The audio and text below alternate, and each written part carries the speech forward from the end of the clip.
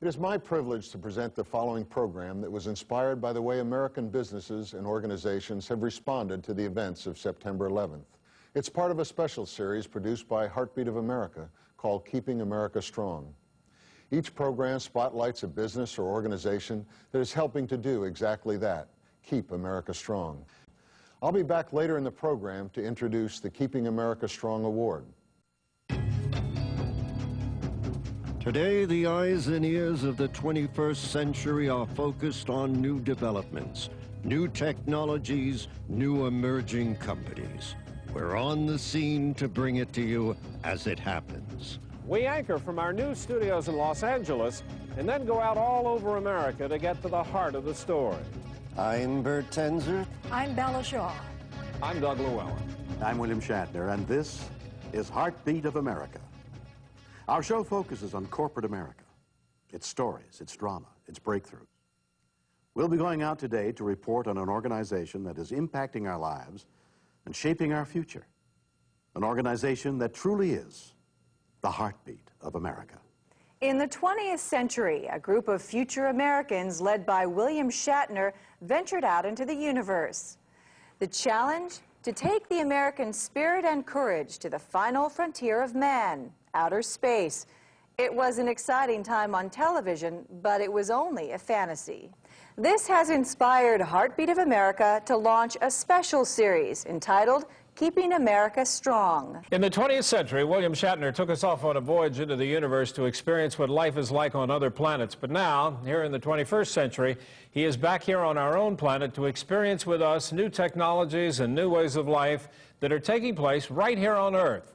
It's all part of a new series that we call Keeping America Strong. Today, we are going to be looking at a company that is helping to keep America strong by helping to keep our healthcare system operating at peak efficiency in order to provide Americans with the quality of health care that they so richly deserve. And that means freeing doctors from the day-to-day drudgery of handling the business activities of their practice and freeing them so they can spend more time with their patients. Our guests today make that possible through their custom-designed software created specifically for medical and dental practices.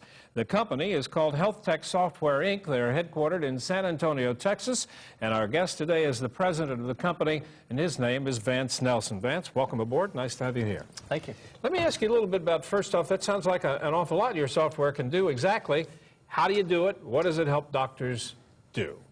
Well, we have a medical and dental practice management system, and really it's handling the end-to-end financial transactions of the practice. Like you said, they want to practice medicine. They don't want to be involved in the details, the every minute details of keeping their business going strong.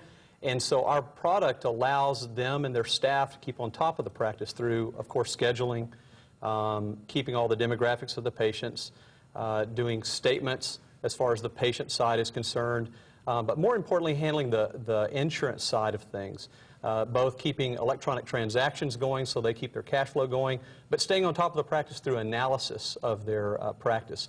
We try to point to them the areas that are going right and the areas that are going wrong so they can focus their efforts on that. And so the software does that.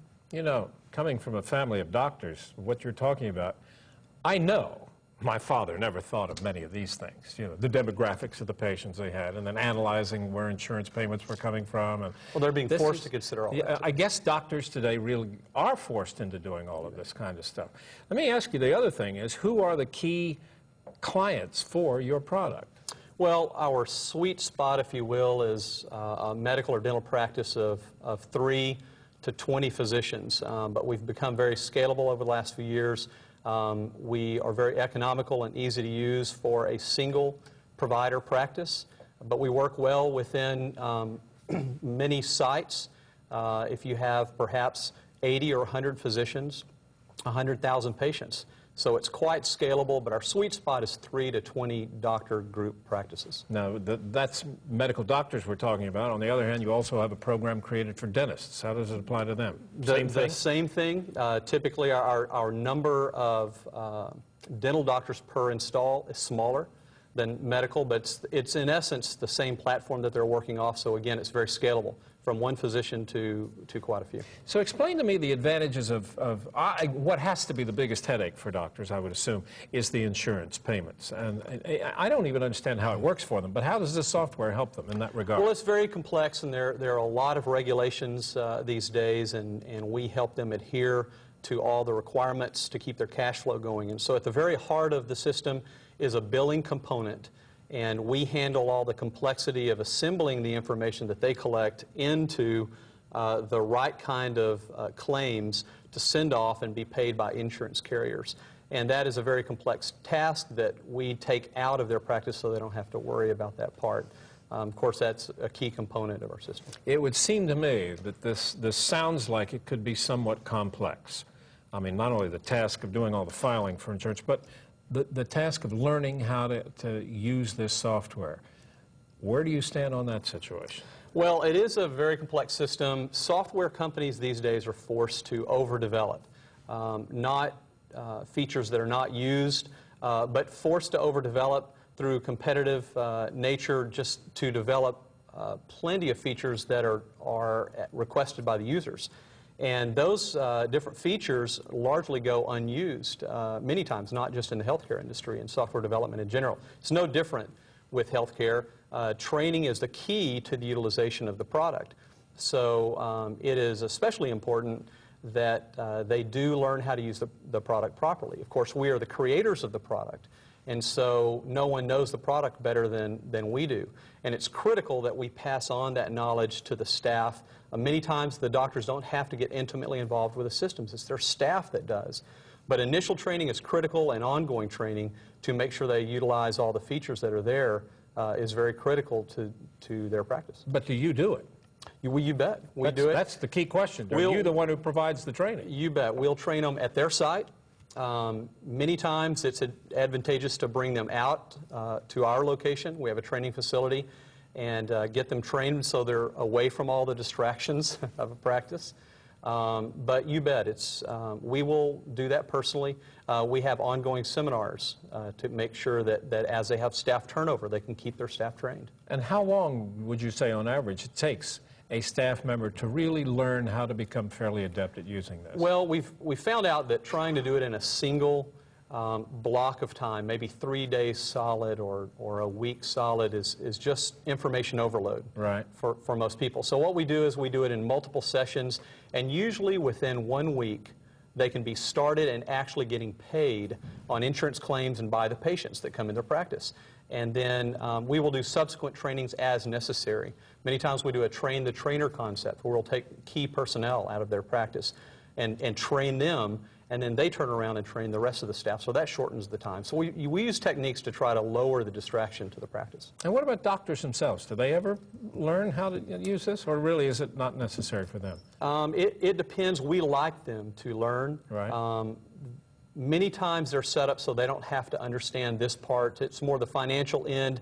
They have to have the problem areas of the practice pointed out to them. I mean, many times they are running the practice.